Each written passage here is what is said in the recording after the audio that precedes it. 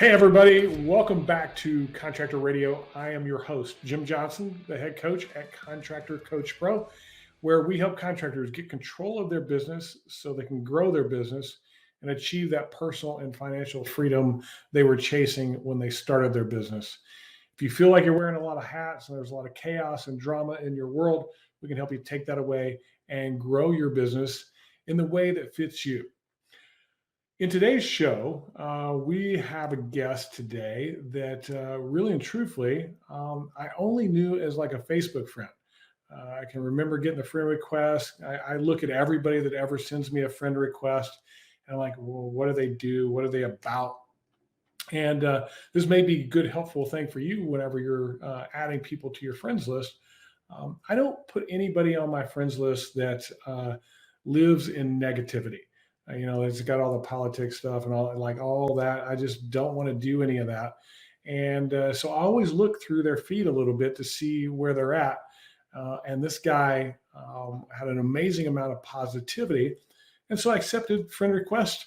And over time, just seeing them always positive, always upbeat, always a feel of a bit of aggressiveness, like, hey, we're going to go do something amazing. And then he shared a story the other day that really touched me, and I wanted to share with you guys because I think that it might have something to do with all of us and maybe where we've been, where we've come from, and where we're getting to. So hang out for just a second. We're going to go ahead and get one of our sponsors on, and we'll be right back with our special guest today. Want more 5-star reviews from your customers? At Signpost, we make it easy for your customers to give you great reviews on Google, Facebook, Yelp, and more. Our software connects with industry-specific solutions, driving even more reviews from your customers. Drive loyalty and repeat business by sending the right messages at the right times to your prospects and customers. Message your contacts from anywhere, anytime, using text, photos, and video all in one app. Check on progress with campaigns and review generation across Google, Facebook, and Yelp. Visit signpost.com and get your demo today.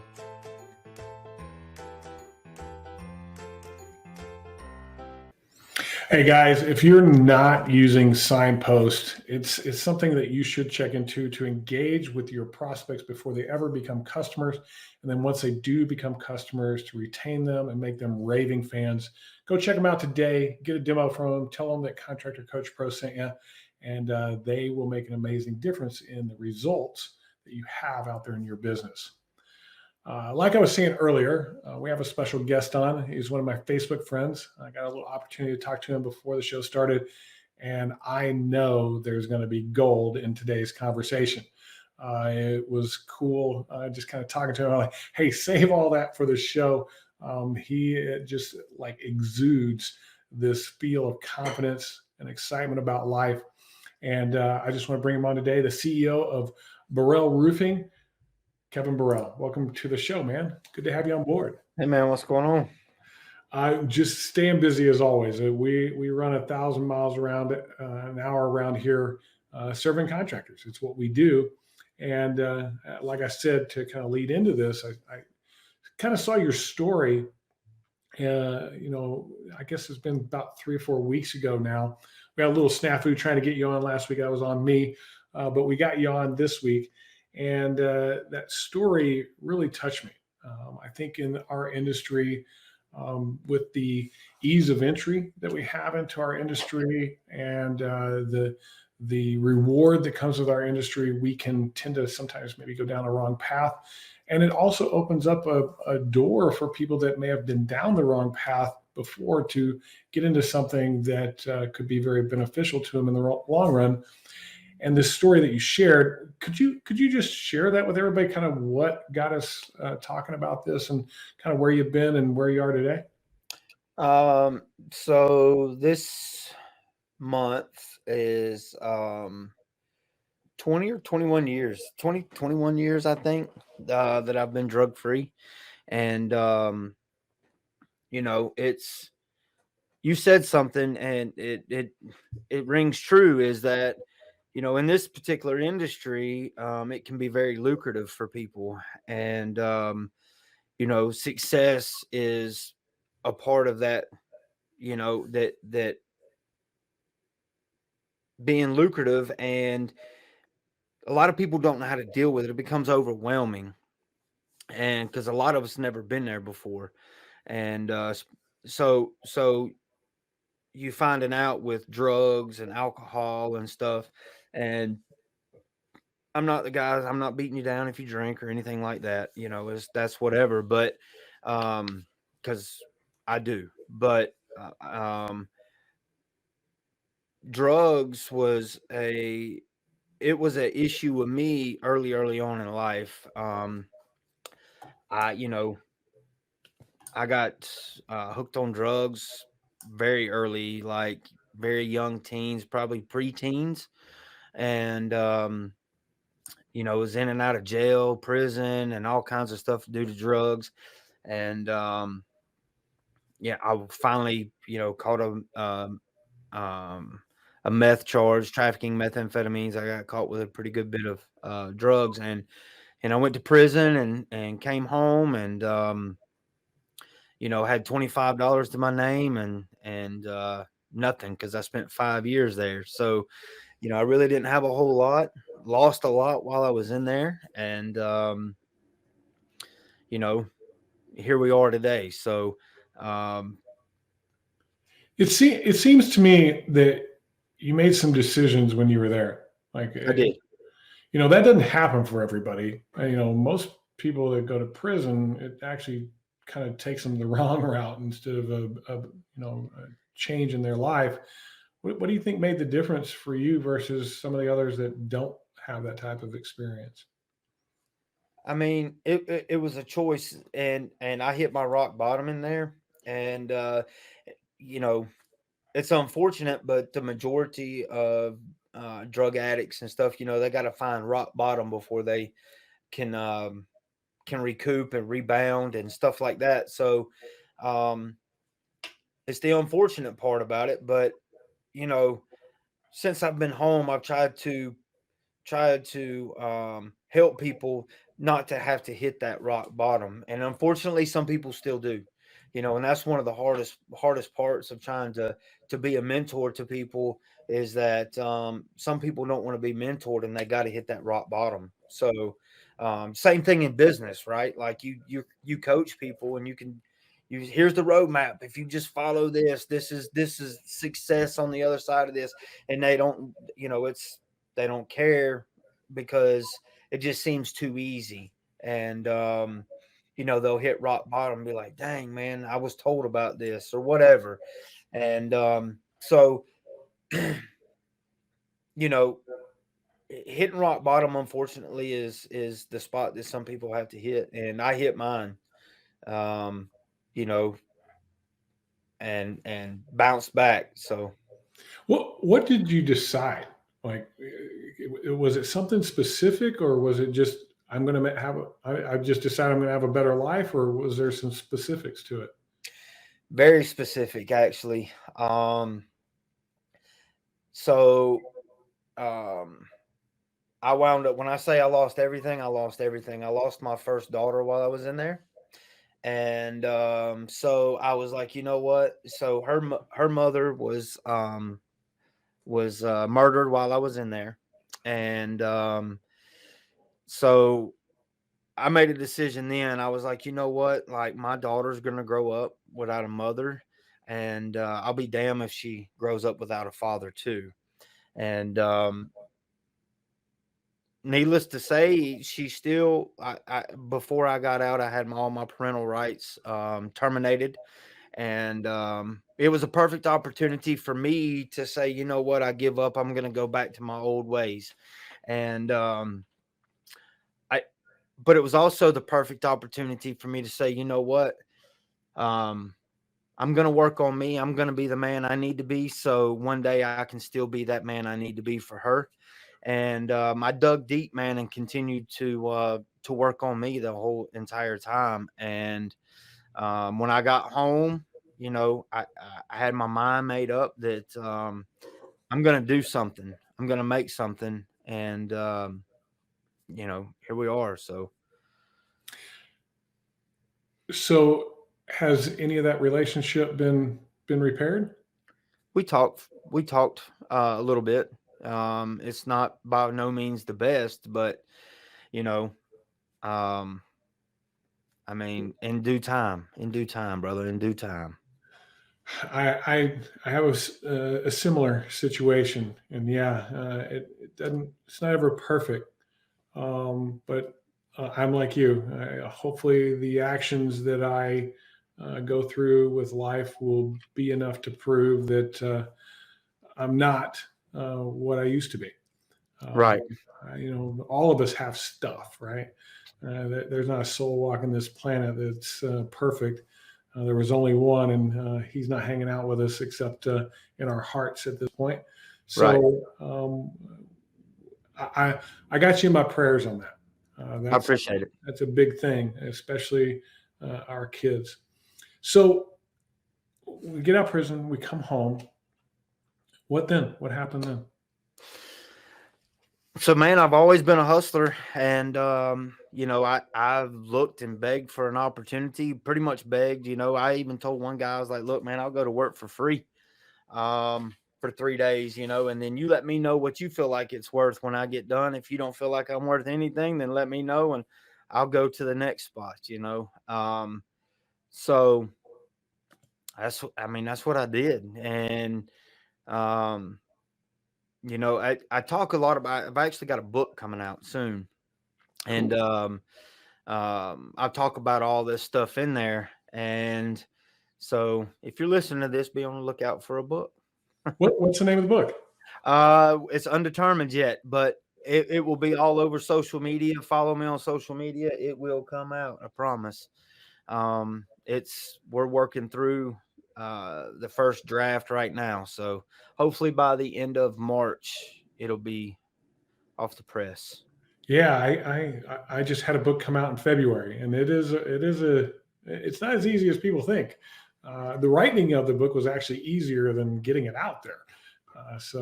Yeah, if you need anything there and any kind of like guidance or what have I been through, I'd certainly be willing to share some information with you. So you're in this industry, you're in roofing. What got you into that?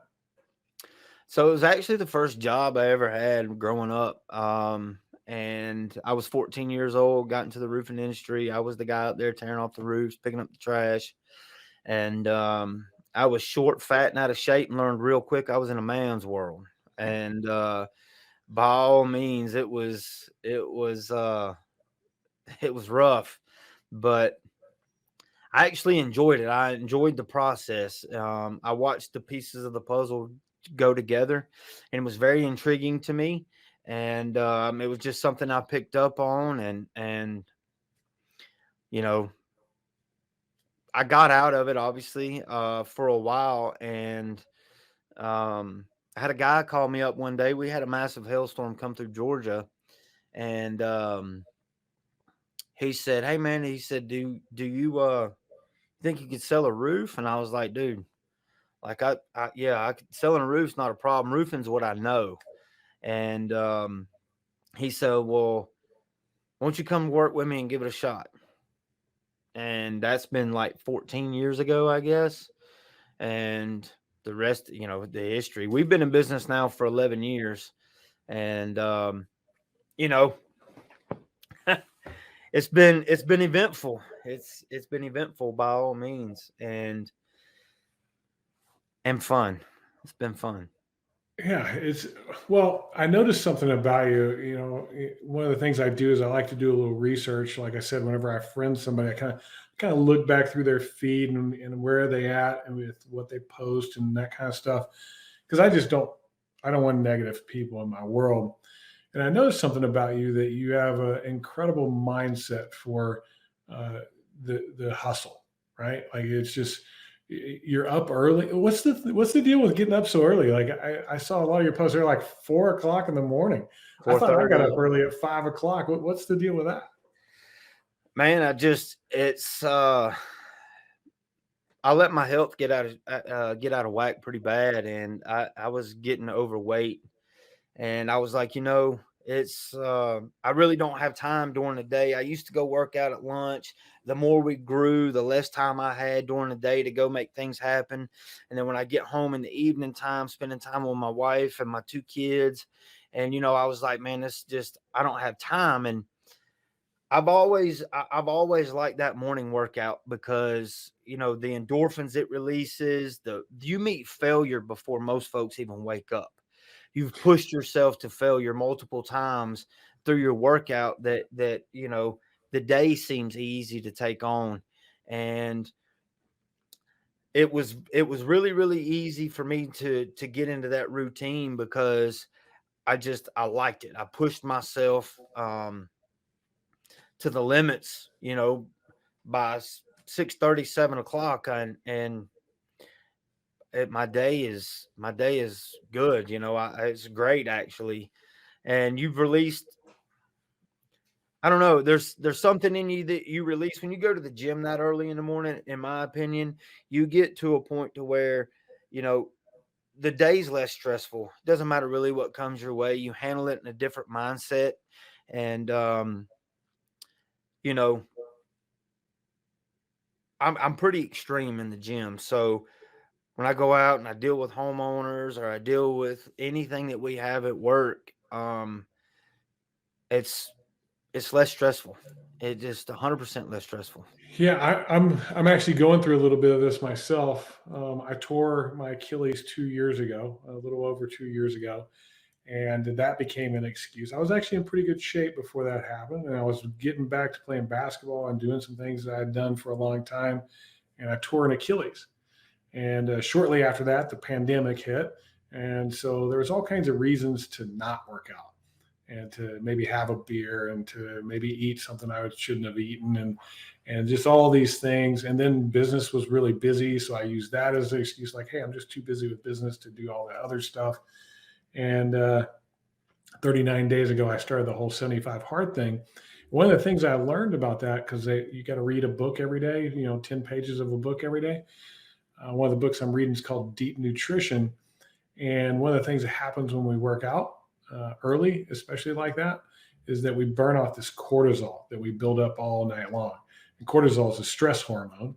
And so that's why that makes sense. Like that, that early first thing, you get all that stuff out of your system. You're like, hey, there's no stress. And that's what I've noticed over these 39 days is all that stress, all that anxiety, all that crap I was dealing with before is gone by 5:30 in the morning because I start working out at 5 to about 5:45, and I'm like, all right, I'm ready to take the day on, and pretty excited for it. And what's really cool about this thing is you do another workout later in the day, and then I get rid of any of that that's built up throughout the day. So cool stuff, man. That's pretty awesome. What have you found to be the most valuable part of getting up so early in the morning?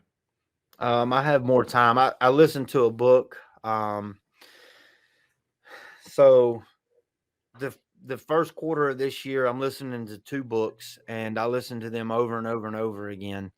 And I finished up last year listening to Winning by Tim Grover, but I picked it back up and started listening to Relentless. And so I listened to one, then I listened to the other, and I'm actually on my like eighth or ninth time listening to these books already this year. And you know, being able to listen to that for an hour in the morning while I work out, or I get my me time in the morning. I get my mindset right so I can handle the day. And it doesn't affect time with my children. It doesn't affect time with my wife. My wife actually goes to the gym first thing in the morning as well. So, um, I have a home gym, like a full blown gym at home. And then she actually goes to a gym. So we both get our day started really early. And we come in and get the kids up and get them ready. So So married, how many kids? I got two with my wife now. Yeah, How old are they? 12 and 3. I got a 21-year-old. She'll be 22 November of this year. Then I have a 12-year-old. He'll be 13 in May, and then my little girl will be 4 in July. That's pretty awesome, man. From meth conviction, time in prison, to married with 2 kids, getting up early so you can spend time with your family. I think that is pretty awesome. When it comes to mindset, how would you describe your mindset on a daily basis? Um, Focused, determined. Um, so I got a job with a guy when I first came home, and I'd always tell him, man, I want to do this, I want to do that, I'm gonna do this, and gave him all my ideas, and he was like, I didn't even have a driver's license. He said, why do you think this is gonna work? I said, my want to's enough. I love it.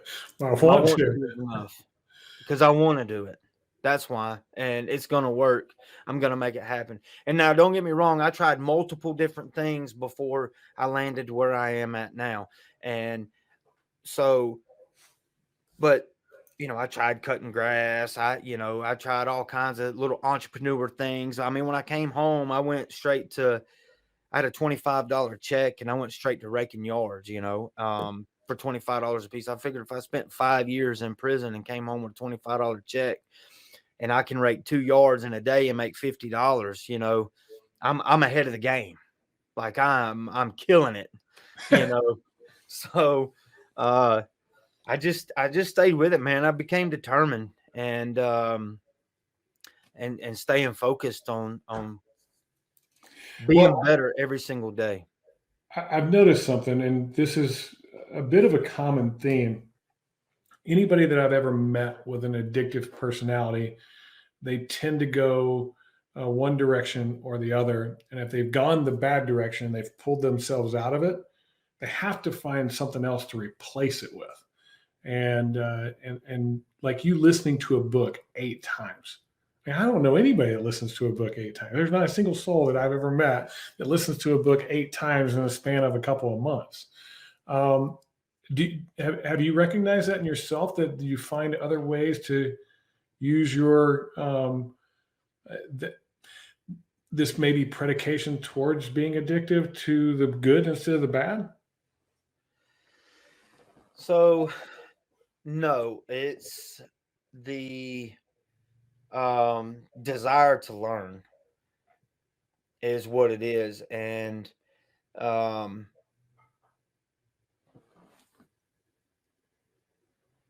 when I was in prison, I prayed, like it wasn't jailhouse religion per se, but I had a relationship with God, right? And I kept in conversation. I was like, you know what, God, like every time I go home, man, within 6 months, I'm back in this place. And I said, it just isn't working. And I get back on drugs, and I heard it just as clear as day, man. So because you never prayed for the desire of drugs to be taken away from you. So I was like, hold that thought. I made that prayer real quick because I didn't want it no more, and I didn't want to deal with it anymore. And so to say an addictive personality, I would have to agree to disagree on that. That's fair. I think my burning desire to learn and be better every single day is much stronger than any addictive personality or anything like that. So, yeah, and I didn't want to, and I guess I didn't mean it in a negative connotation. I meant it in a very like I have an addictive personality. When I'm into something, I am into something 100%. And the 75 hard is a good example of that. Like it's no joke for me. It's not an option to quit it. And the other thing I would relate it to is learning. I'm similar to you. I read a ton. I've read a little close to 7,000 books in my lifetime. Oh, wow. Yeah. And I'm addicted to learning. I'm addicted. Like that's one of the things I have to do in 75 hard, which is read 10 pages of a book. I was like, that's the easy one. I do that every day anyway. That's going to be great. Drinking a gallon of water, that might be a challenge, but the reading a book, that's going to be easy for me because I truly am addicted to it. Like it gives me joy. It gives me energy and that type of thing. So please don't be offended. I wasn't. No, I was not by no means, but okay. I didn't trade one for the other. I just, another prayer I prayed is like, I wanted to learn how to learn again. I needed to learn how to learn again. And so I started reading, and I was never a big reader. And I started reading books, and book after book after book, and expanding my vocabulary. My conversation skills stepped up because I didn't care, to have a conversation. And just, reading a book to where they're going back and forth and just talking to each other, third party scenes in a book. And I was like, man, I don't know. I just picked up and started talking, right? And became a very outgoing person. For such an introvert guy, there was a switch I could flip when the time was right, and just took off from there. But most definitely, like the listening to the books over and over again, is because, if you want to be an expert in something, you got to have so many hours invested into it. And if that book has a lot of meaning and purpose to me, I want to listen to it to where when I talk, I sound like that. I sound like that, what I've been listening to, because it's impactful. If it was impactful to me, I can use that to be impactful to someone else. What are the most impactful things that you've been reading about and learning that have like become ingrained in you now because you've heard it so many times? So just the relentless effort to win, man. And, it was the mindset. Everything. When I listen to a book, I listen to it like they're talking directly to me. And that mindset of, we're going to go out here and we're going to win. We're going to go out here and we're going to do this, and it doesn't matter how many times you fail, like the whole, Michael Jordan taking 700 and some odd shots, right? And he failed a bunch of times, a bunch of times. And it only took 140 some odd game-winning shots, to make him one of the greatest, right, that he made at the end of the game. So that's what they talk about. It was only 140 shots. That's not many shots, right, at the game. Those games were big, but it was only 140 shots, 140 some odd shots. And it's doesn't matter to continue to just keep trying, keep doing, keep pushing. And every single time you fail or trip or fall or whatever, that's just one more step closer you are to being able to overcome the next one. So I want to come back in just a second. We're going to pause for it. We got sponsors, keep the lights on, all that other good stuff. But I want to talk to you about what's driving you to win. Okay. So think about that during the break, and we'll come right back. Okay. Who doesn't love getting more referrals? GTR will make your referral game stronger than ever with our 4-step process. First, engage with customers through job status updates and push notifications. Then, motivate your advocates to send referrals and earn rewards. Third, track and manage all of your results through your company's dashboard. And finally, sit back and enjoy achieving up to 40 times ROI. GTR is the #1 referral platform for contractors, so book your demo today at getthereferral.com. If you're not using Get the Referral, I don't know. Have you heard of Get the Referral before, Kevin? Dude, no, sir. That was the first time. Amazing piece of software that allows you to track your referrals, reward your referrals, be transparent with the job and what's going on, engage with them. It's proven to get about 3 times the referrals that we would normally get. It's something to check out. And all you listeners out there, go check out Get the Referral. Tell them Contractor Coach Pro sent you. They got a cool discount for you for listening to our show. So, Kevin, I've noticed this very focused thing on winning. Like Relentless is a book about that. Your comments, I noticed a trophy sitting behind you. What's driving that? Where'd that all come from? Did you play sports back in the day, or what's driving all that? I did. I was very competitive in my younger days, and still am. I played football, baseball, and just, and if I wasn't on the field playing, I was in the field playing it, where we grew up, backyard football and tackle. I mean, there wasn't no touch. We were tackling, and so, but what drives me, what continues to drive me, one's my competitive nature, but have you ever been broke? I have. Yes. I mean, like broke. Now I ain't talking about like you still got that money in your pocket to pay your bills. I'm talking about I'm broke. talking living in my car broke. Right. My Yeah. car was a 1978 Volkswagen Rabbit.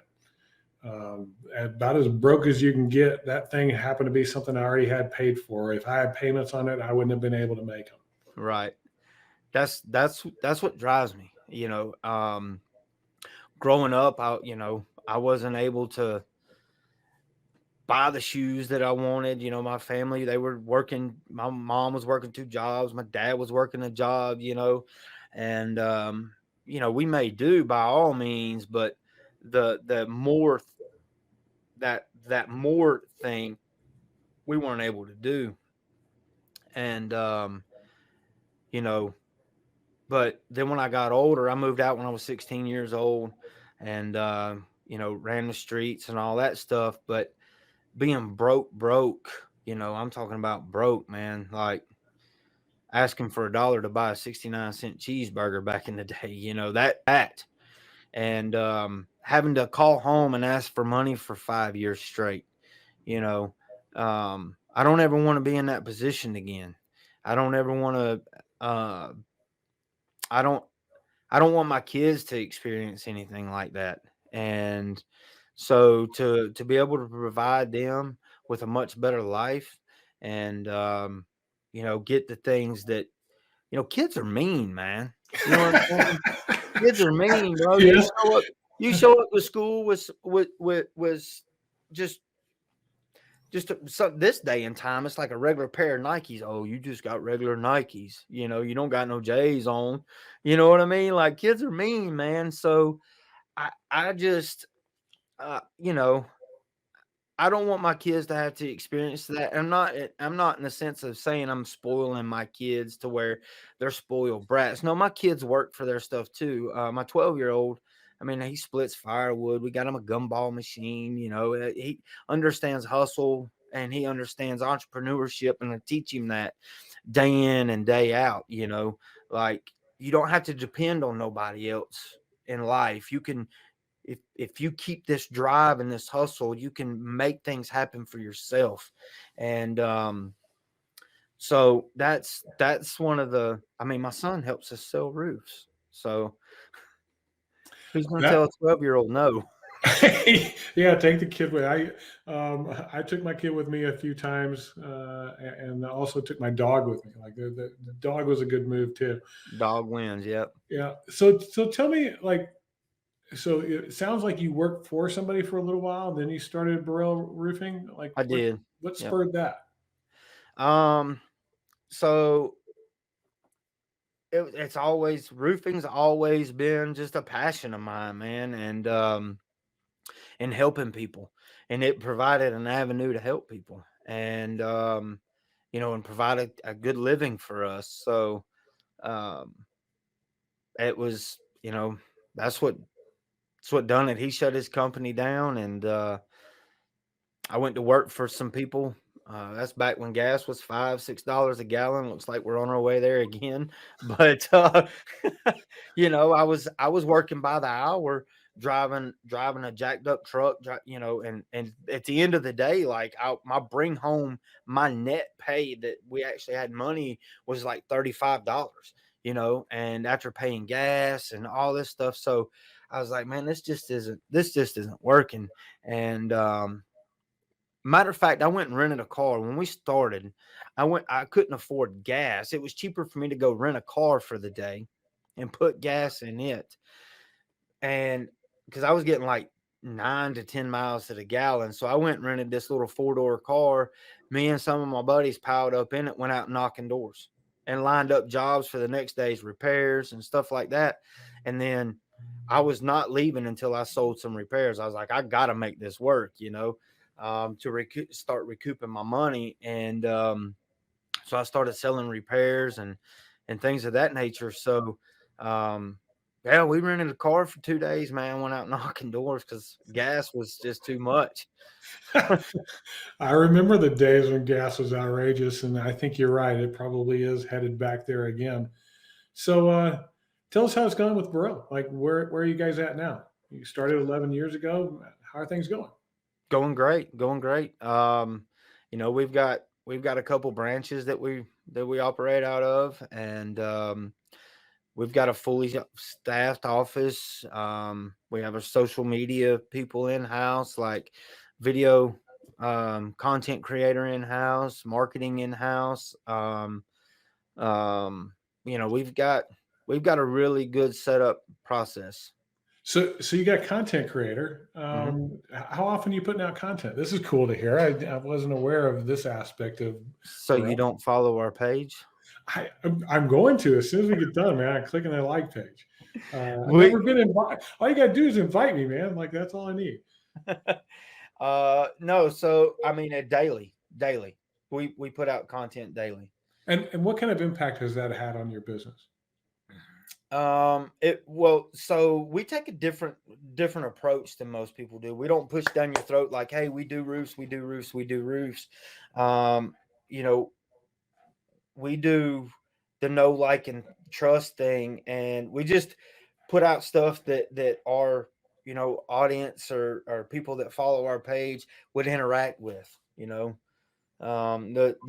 That's that thing with the ramen noodle soups that goes out, or the chicken wings, just stuff like that. Um, and then we'll do office debates on there, like help us settle debates, and we get people interacting with our page. Look, I'm not trying to close you on the front end. That's not what I'm trying to do. I'm trying to get you to, when the time you need us, you're like, you know what? I'm going to call those guys because we're in their face all the time, but we're not in their face like, hey, you need us to do your roof. No, hey, we're interacting with one another through social Yeah, media. it sounds like the strategy is to create a relationship with them that they go, hey, I like those guys. Yeah, They're interesting. It's not just roofing to them. They're actually like real people. How has that strategy paid off? Has it? great. Yeah. It's Awesome. great. I mean, now I'm not saying anything bad about the people that do push. We do roofing. We do roofing. Whatever works for them, right? But we're gonna be here for a while, and that's what we do. You know, That's pretty cool. What caused that to happen? When did you make up that decision to like, hey, we're going to do this social media thing and we're going to do it this way? so back in 2013, I think it was. Um, we do monthly giveaways. Mhm. Back in 2013, back before Facebook was even really cool. Uh, I you don't know, know I don't know if it's cool today, but yeah, I get it. so 2012, I can't remember exactly, but my first, yeah, so it would have been 12. We gave away a Stevie B's pizza discount card, right?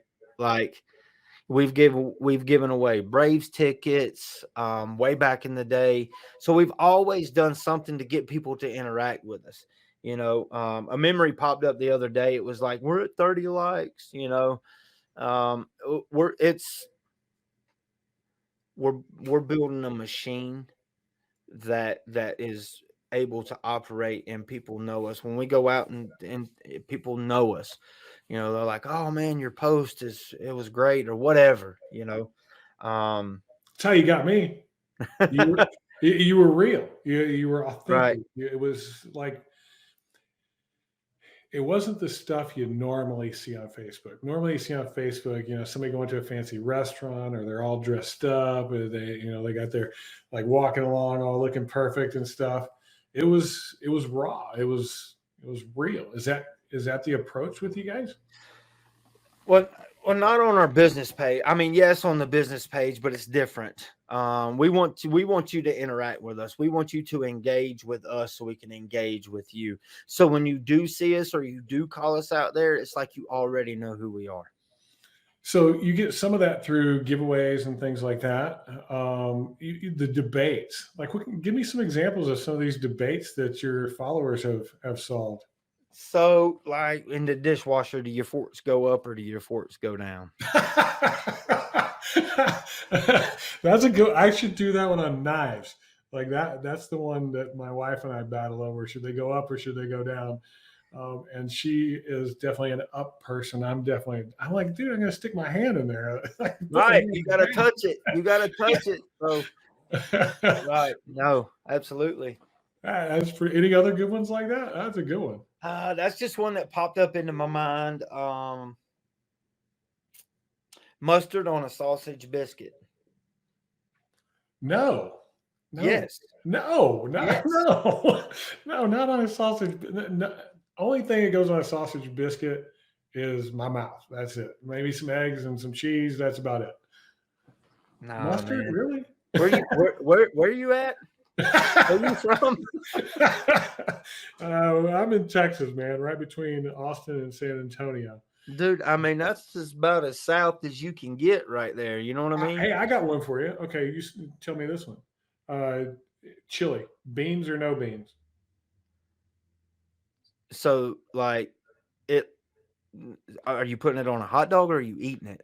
You're eating it. It's a bowl of chili. It's got to have beans in it. No beans, man. It's Texas. We don't need beans to make our chili taste good. Man. I mean, if I'm putting it on my hot dog, I don't want beans on it. Yeah, I don't know if I even call it. That's like meat sauce or something like that. I don't know what that is. Well, but, that's what you're making without beans. It ain't chili without chili beans. I'm gonna have to get you to Texas one of these days, and we'll make some chili for you. And I might solve that argument for you. Like, I don't know if I need beans anymore.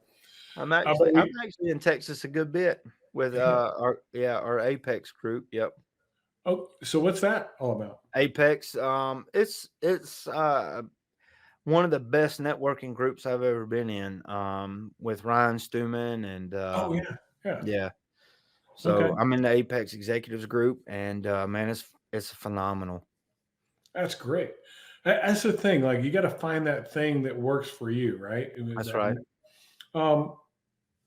What have you found so beneficial from networking? Relationships. Yeah, I have this saying, and your network is your net worth, right? The more people you know, the more people that you might be able to provide value to, who also might be able to provide value back to you. Is there anything in particular that like sticks out in your mind as like, hey, this is the most valuable thing I ever got from a network? You're dealing with like-minded people and better.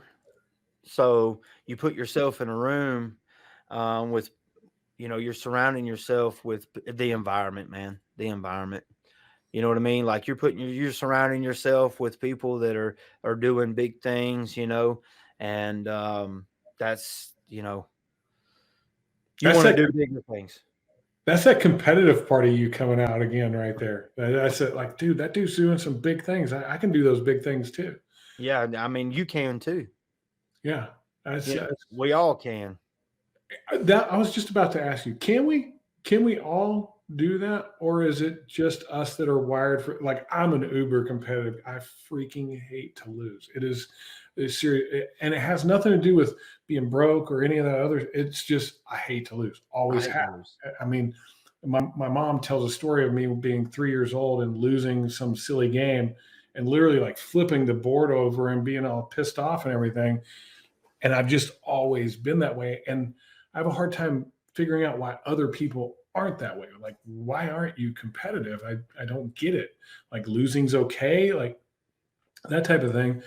Do we have to be like uber competitive to be successful? No, absolutely not. Yeah. How many successful, there's millionaires that sit behind their computer screen in their home all day long. Who are they competing against?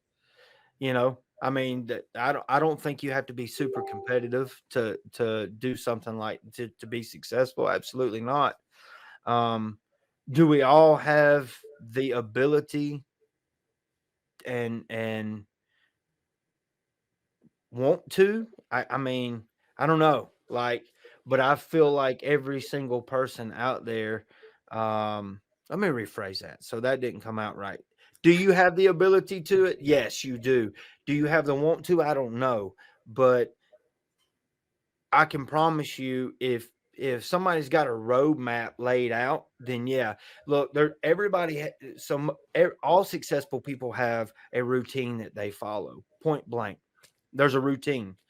They do certain things every single day. It's a routine. And they add things to those routine. Yeah, you're going to have curveballs in there, but your routine is going to make you successful if it's a good routine, right? If you want to be successful in the gym, you hire a coach. What do? They give you a workout routine. What do? You follow it. Same thing with business. You want to be successful in business, you hire a coach. They give you a routine. You follow it. Guess what you do? You become successful in your business if it's a good routine. So same thing with dieting. Like routines are super important to be successful. Now, if you can follow simple instructions and follow a routine, yeah, you have. I say you have the ability to become successful. Do you want to? I don't know. Let's talk about that because that's something that you've said. I wrote it down. It was so good. My want to will be enough. Um,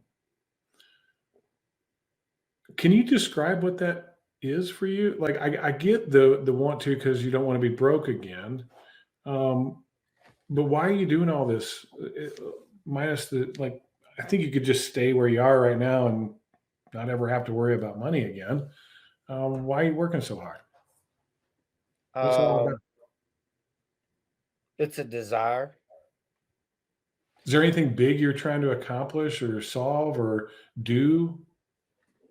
Yeah, I want to. So I want to be better, like daily, and um, I want to be in a position to where, and I'm there. I mean, I'm in a position now to where I can help people. Where that's one thing that we're really big on here is community outreach and helping people. And if my desire is to give, then I have to continue to make to give.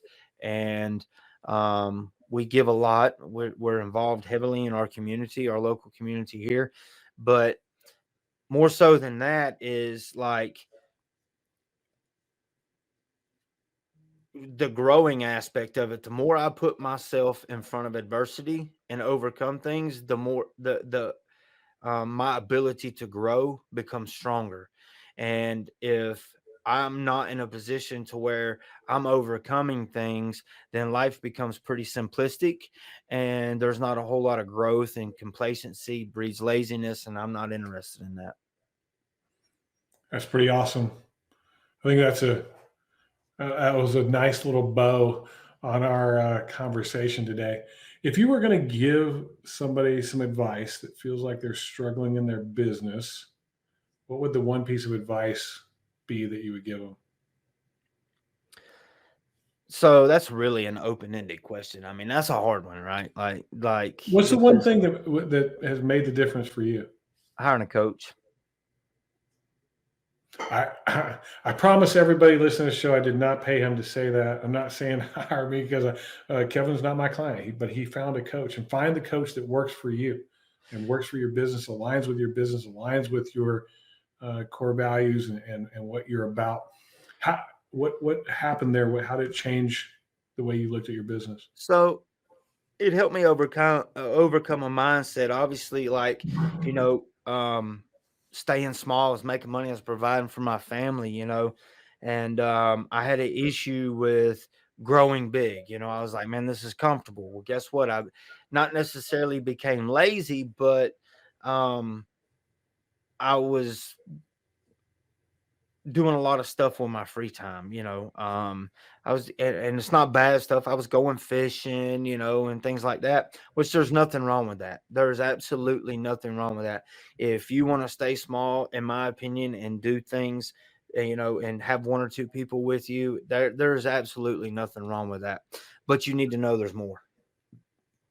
There's levels to it. And if you find yourself super successful at level 1, then stay there. But if level 2 excites you, go there. If level 3, go there. And here's what I want to say about coaching, and I'm sure you can agree with this. We're all, as coaches and mentors and everything, are going to be saying, I'd say, all the majority of the same stuff. It's, you might have one thing you say different than another one, but here's the thing is you got to find somebody you vibe with, somebody you relate to, somebody you respect and willing to listen to help you go to the next level. Because, I've seen people say this, that, oh man, they're all just regurgitating all the same shit. Well, they're not all wrong. Well, I do. It's funny that you bring this up. This is something that's been on my mind lately. I wasn't necessarily planning on talking about this today with you, but since you brought it up, what we do as coaches or thought leaders or leadership mentors or whatever, sales gurus, all that stuff, we do share a lot of the same message. Our deliveries are quite different in a lot of cases, but we do share a lot of the same message. But I don't think we give credit where credit's due. And if you really look at it, the good stuff that you get out there is biblical. I can agree. You mentioned it.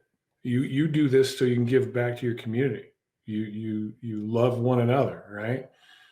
That's biblical. And you hear leaders and coaches and stuff talk about that stuff all the time, almost from a perspective as if it's theirs, their idea, their concept, their thought process.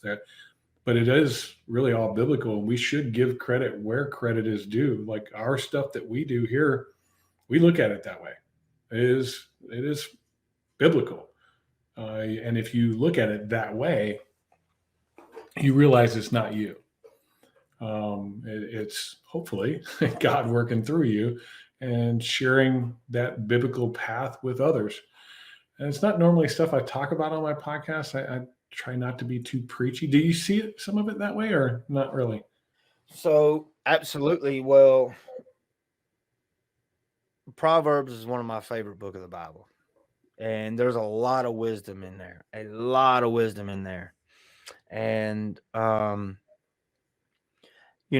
that is that's what it is, right? One of the richest men to ever be. So, but then it's not necessarily about the money anymore. It becomes about get wisdom, get understanding, understand everything else. The money comes later. Get wisdom, be wise in what you do. And then the money comes later. And, I'll keep fixing to go into a bunch of stuff, but no, absolutely. You want to, if you dig hard enough in the Bible, you'll find plenty of principles that you could build whatever you wanted to build off of. Yeah. I do spend quite a bit of time reading the good book. And I also spend a lot of time reading sales books, leadership books, and things like that. And I just noticed that theme, right? Like 21 laws of irrefutable power, like irrefutable leadership. They're all in the Bible. It is what it is. And I have a lot of respect for all of those writers, because they put it in a way that some of us may not want to hear it from the Bible, but at least we're hearing it. So there's a lot of value there too. I just would maybe like to see a little bit more credit where credit is due, like that aspect of things. Like, hey, where I got this and where I learned this is from there, and so this is God stuff. I think it's pretty cool, but that's just me personally, my own opinion. So, Kevin, this has been really good. I look forward to a day where you and I, and maybe we have bumped into each other at a show or something, but not for any significant period of time to actually form a relationship. I look forward to that day. next thing you're at, and if you're at one of these shows or something like that, or next time you get a chance to come hang out with us at one of our events, please do. I'd love to have you. Awesome, man. Yeah, absolutely. Cool stuff. Hey, I'll let you go. Thanks for being here today. If somebody was looking, they're in you're in Georgia, right? So anywhere in that Georgia area, if somebody's looking for a great guy to come and work for, how do they find Barrelle Roofing? You can find me on social media, all platforms. I mean, is it under Barrelle Roofing or is it under Kevin Barrelle? What is it? So the business is under Barrelle Roofing. I mean, you can go to our website, barrelleroofing.com. That's BARRELLE. BARRELLE, Barrelle. And then you can go to our Facebook page. You can find us online. You can find me on social media. I'm on all the platforms: TikTok, Facebook, Instagram. What's that? LinkedIn. Like all of them. Yeah, full-time job, keeping up with all that stuff. So, well, you just seem like a type of guy that if somebody was up for a challenge, they're looking to reach their full potential, you might be the type of guy that they should work for. That's what we strive for. Cool. Awesome. Well, thanks, man. I appreciate having you on today. Hang on for me for just a second. I'll close out the show and I'll be right back with you. Okay. All right. Hey, everybody. That was Kevin Barrelle from Barrelle Roofing, CEO. He's got a book coming out, untitled yet, but keep your ears to the ground for that. I have a feeling it's going to be pretty good. The big things I took out of that was mindset. They had to have a bit of more of a mind shift than a mindset, like had to completely change his way of thinking about the world. That my want to will be enough. I think that was profound. Like if you want something bad enough, you'll do whatever it takes to get what you need on the right side of things. So great stuff. Hope you guys got a lot out of it. If you're struggling with your business, you need help getting control of it so you can grow it, achieve your full potential and that personal financial freedom that you're chasing, go to Contractor Coach Pro, click on the assessment button, take our assessment, and we'll actually do a free coaching call with you so you can actually see what coaching is like. It's not a sales pitch or a sales call. It's a coaching call. We're there to help you that day, hopefully give you 2 or 3 things that you could do with your business right away and help you improve and grow your business. If you like it and you want to coach with us, all the better. But either way, we're here to love, serve, and care for you guys. It's what we do. Thank you for joining us on this week's episode of Contractor Radio. We hope we've served you well. Make sure to subscribe to our channel if you like what you're hearing. Rate us if you think we're any good. And share it with others if you think other people could find this valuable. We thank you for taking time out of your day to listen to us. And we'll see you on one of our future episodes.